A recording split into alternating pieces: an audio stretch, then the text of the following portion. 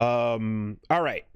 A bunch of other went down. I would like to pull out one that was not necessarily at the show, but you catch in Montreal Disco Elysium. Yeah, what the fuck, dude? Vampire. Nothing's ever based in Montreal. Vampire the Masquerade. It turns out, I see a trailer for this game and it looks like Disco Elysium and it's Vampire the Masquerade. What's the name again? It's Eternal Whispers. So I see characters hanging out at Fat Inn Five Roses, which is a landmark.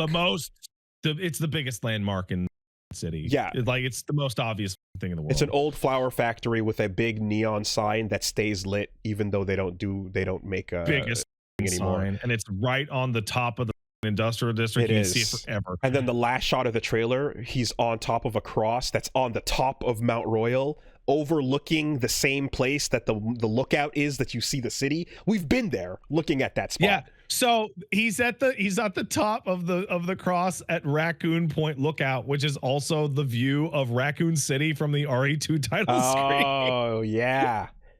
That's great. And so it turns out this is not random. Oh my god, they're in the destruction. Funny. It's amazing. And then they walk into a bunch of like churches that are like cult churches where you're like, yeah, we've got some. Yeah, there's plenty of churches. We got so many churches here. We don't know what to do with them. They're turning them into restaurants and venues. So that makes sense. There's a cult hanging out in one or two of them. So it turns out this is not random though. There was a 1992 vampire novel called Montreal at Night. Oh yeah. Yeah, this is based on a book from 1992. Montreal by Night, excuse me. And so White Wolf is just adapting an existing thing.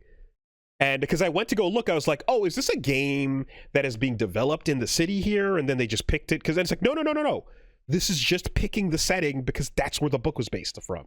You know? So, yeah, this is a fucking gigantic climactic fight with a werewolf in the fucking oratory or some shit. Oh god, I mean through the metro, you know, going down into Barrie UCAM. Yeah, that'd be great. I still remember watching Punisher Warzone where in a Montreal theater, and Punisher walks down behind the Leonold Crew metro and the whole crowd went, oh, because it's supposed to be New York. Like literally the shootout in the Jackal, you know, you can't unsee it. But yeah, so it's Vampire the Masquerade, Eternal Whispers, and on top of that, they are not even remotely pretending to be a disco like.